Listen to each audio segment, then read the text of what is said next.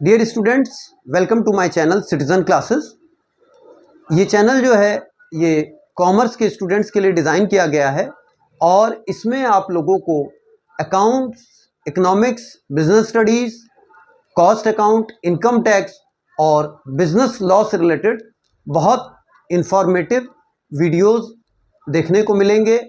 और ये वीडियोस जो हैं class 11th, 12th, BCom, BBA, MBA और सीए फाउंडेशन के जो स्टूडेंट्स हैं उनके लिए बहुत हेल्पफुल साबित होने वाले हैं।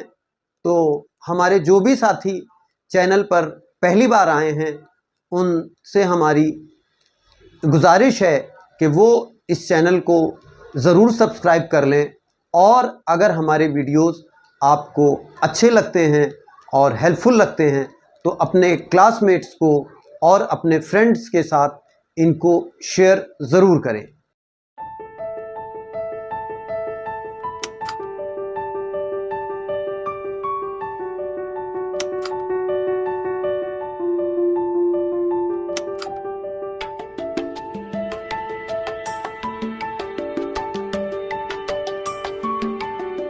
आज हम लोग क्लास 11th का चैप्टर नंबर 2 डिस्कस करेंगे, बेसिक अकाउंटिंग टर्म्स। तो बेसिक अकाउंटिंग टर्म्स में एक बहुत इम्पॉर्टेंट टर्म है जिसको हम सभी लोग एसेट्स के नाम से जानते हैं। ये एसेट्स के डिफरेंट काइंड्स हैं जो कि यहाँ पर दिए हुए हैं। नंबर 1 पे है टेंजिबल एसेट्स, नंबर 2 पे है इनटेंजिबल एसेट्स, नंबर 3 पर है करंट एसेट्स और नंबर 4 पर है नॉन करंट एसेट्स। इसमें जो सबसे पहले टेंजिबल एसेट्स दिया हुआ है, टेंजिबल एसेट्स वो एसेट्स होती हैं जिनको हम हाथ से छू सकते हैं, जिनको हम महसूस करते हैं और जो हमें दिखाई देती हैं। इन सारी एसेट्स को टेंजिबल एसेट्स कहते हैं और इनसे हम सभी लोग बड़ी अच्छी तरह फैमिलियर हैं। जैसे कि बिल्डिंग है, कार है, टेबल है, चेयर है, फैन है, कैश है, क्लॉक है, मोबाइल है। तो ये सारी एसेट्स जो हैं ये टेंजिबल एसेट्स हैं।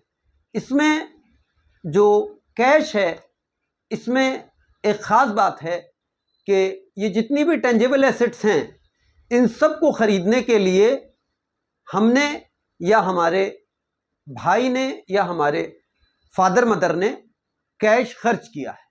विदाउट कैश ना तो बिल्डिंग आ सकती है, ना कार आ सकती है, ना मोबाइल आ सकता है, ना फर्नीचर आ सकता है, ना फैन आ सकता है। तो ये सारी टेंजिबल एसेट्स हैं और ये टेंजिबल एसेट्स जो हैं ये बिजनेस के लिए बहुत ज़रूरी होती हैं, चूँकि इन टेंजिबल एसेट्स के बेस पर ही बिजनेस आगे कारोबार कर सकता है।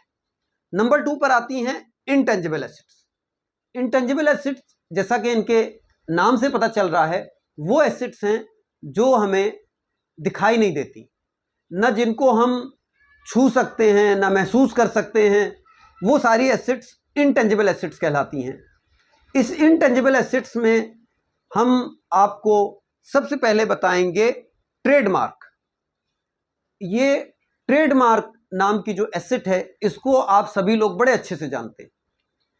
जैसे आप रास्ते में जा रहे हैं और डिफरेंट कंपनीज की कार आपके पास से गुजर रही हैं तो आप ट्रेडमार्क को देखकर कार की पहचान कर सकते हैं।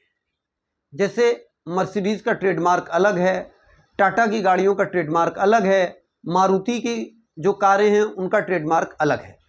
तो आप कार के आगे या पीछे जो ट्रेडमार्क बना हुआ होता है उसे देखकर ही कार की पहचान कर लेते हैं। नंबर 2 पर आता है पेटेंट। तो पेटेंट क्या है?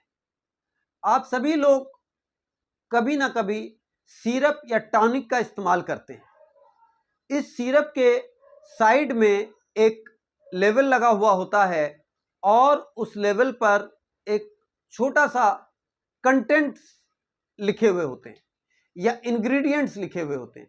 तो ये इस टॉनिक को बनाने का फॉर्मूला होता है। तो टॉनिक बनाने की फील्ड के जो और लोग हैं या जो और फार्मास्यूटिकल कंपनीज हैं वो इस फॉर्मूले को देखकर बहुत आसानी से अपनी लैब में दूसरा टॉनिक बिल्कुल इसी फॉर्मूले का तैयार कर सकते हैं, लेकिन लीगली वो तैयार नहीं कर सकते, क्योंकि जिस कंपनी ने टॉनिक बनाया है उसने टॉनिक का फॉर्मूला पेटेंट करवा लिया है। अब अगर कोई दूसरी कंपनी इस सेम फॉर्मूले को इस्तेमाल करना चाहेगी तो उसे इसकी मदर कंपनी से एक एग्रीमेंट करना पड़ेगा, और मदर कंपनी एक स्पेसिफिक अमाउंट इनसे डिमांड करेगी कि भाई आप ईयरली हमें 50 लाख रुपए, 1 करोड़ रुपए, व्हाटएवर जो भी उनके बीच एग्रीमेंट हो जाए, ये आप देते रहेंगे और आप हमारे इस फॉर्मूले को यूज कर सकते हैं और इससे आप टॉनिक बना सकते हैं।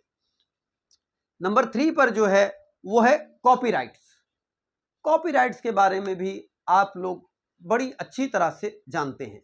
जैसे कि आपकी जो बुक्स हैं उनमें आप अंदर जाएंगे, सेकंड या थर्ड पेज पर आपको लिखा हुआ मिलेगा ऑल राइट्स रिजर्व्ड।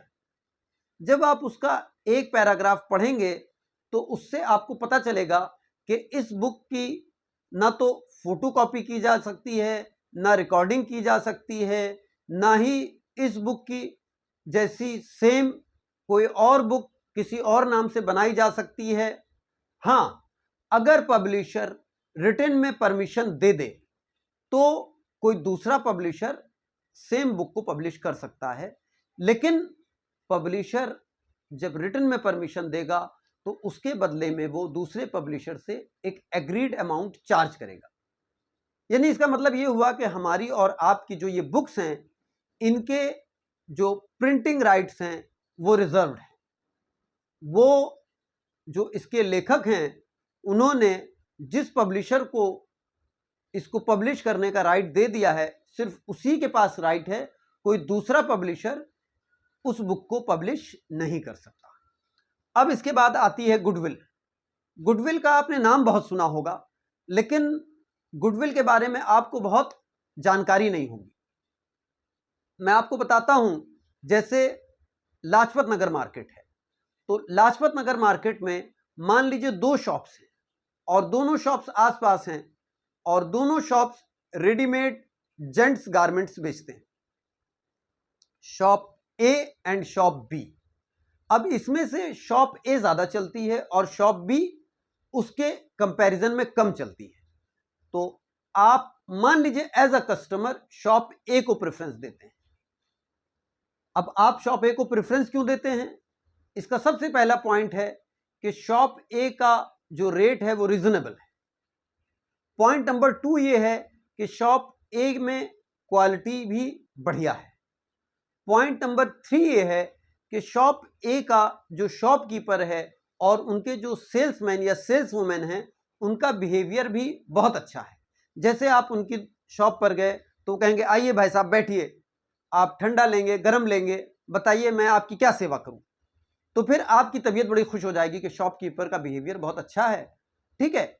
चौथा पॉइंट यह है कि शॉप ए जो है वो शॉप बी के कंपैरिजन में पुरानी शॉप है, तो नेचुरली कस्टमर को जहां पर अच्छी क्वालिटी मिलेगी, रीजनेबल रेट मिलेगा और बिहेवियर भी अच्छा होगा, तो कस्टमर उस शॉप की तरफ अट्रैक्ट होगा। अब मान लीजिए कभी ऐसा वक्त आया 10 साल बाद, 15 साल बाद कि शॉप ए और शॉप बी दोनों बिक्री के लिए अवेलेबल हैं, तो यहां पर शॉप ए मान लीजिए 2 करोड़ 50 लाख की बिकी और शॉप बी जो है वो सिर्फ 2 करोड़ रुपए की बिकी, तो ये शॉप ए में जो 50 लाख रुपए एक्स्ट्रा मिले हैं, this is the amount of goodwill. तो गुडविल को बनाने के लिए एक लंबी मेहनत की रिक्वायरमेंट होती है और बहुत अच्छे से कस्टमर से डीलिंग करनी पड़ती है। इसके बाद जो तीसरा पॉइंट है वो है करंट एसेट्स। करंट एसेट्स दोस्तों उन एसेट्स को कहते हैं जिनको हम जल्दी से जल्दी कैश में कन्वर्ट कर सकते हैं। तो इसमें सबसे नंबर 1 पे आती है कैश इन हैंड। आपके पास जो भी कैश है, आप एक व्यापारी हैं, आप उस कैश की मदद से किसी भी होलसेलर से अपने पसंद की गुड्स खरीद सकते हैं। आप उस कैश से किसी भी ऐसे होलसेलर से जिसको आप जानते हैं या नहीं जानते हैं, एकदम वो आपको आपकी पसंद की गुड्स दे देगा और आप उसे पैसे दे देंगे। इसके बाद दूसरे नंबर पर आता है कैश एट बैंक। जो पैसा हमारे बैंक में है, तो अब से पहले तो बैंक से पैसे निकालने में कम से कम 1 दिन या कई बार 2 दिन भी लग जाते थे, लेकिन अब जब से ये ऑनलाइन पेमेंट शुरू हो गए हैं, तब से कैश इन हैंड और कैश एट बैंक में कोई फर्क नहीं रह गया है। अब ऑनलाइन पेमेंट में क्या है, आपने मोबाइल के 4 बटन दबाए और ऑनलाइन पेमेंट आपके अकाउंट से मेरे अकाउंट में ट्रांसफर हो गया या मेरे अकाउंट से होलसेलर के अकाउंट में ट्रांसफर हो गया। तो अब लगभग कैश इन हैंड और कैश एट बैंक एक ही बात हो गई है। डेटर्स वो लोग हैं जिनको हमने उधार माल बेचा है, तो अब हमने उनको एक वक्त दे दिया कि भाई वो 15 दिन बाद पेमेंट करेंगे, 20 दिन बाद करेंगे या महीने भर बाद करेंगे। तो जो हमने माल उन्हें उधार बेचा है, तो उसका पेमेंट 15 दिन या महीने भर बाद हमें मिलने वाला है, इसलिए डेटर्स भी करंट एसेट्स में शामिल किए जाते हैं। उसके बाद हैं बिल्स रिसीवेबल। वो डेटर्स जो लिखित में प्रॉमिस करके दे देते हैं कि भाई हम 1 महीने बाद या 2 महीने बाद आपको 10,000 रुपये देंगे, जिसकी वैल्यू हमें मिल चुकी है, तो इनको हम बिल्स रिसीवेबल कहते हैं। ये भी हमारी करंट एसेट्स का एक पार्ट है। उसके बाद आती हैं मार्केटेबल सिक्योरिटीज। दोस्तों, हम सभी लोग जानते हैं कि हमारे यहाँ बहुत सारे लोग रिलायंस कंपनी के शेयर्स खरीदते हैं, टाटा के शेयर खरीदते हैं, अडानी के शेयर्स खरीदते हैं, बिरला कंपनी के शेयर्स खरीदते हैं, और बहुत सारी कंपनीज हैं जिनके शेयर्स हमारे लोग खरीदते और बेचते रहते हैं। तो ये जो शेयर्स हैं या डिबेंचर्स हैं, इनको मार्केटेबल सिक्योरिटीज कहा जाता है।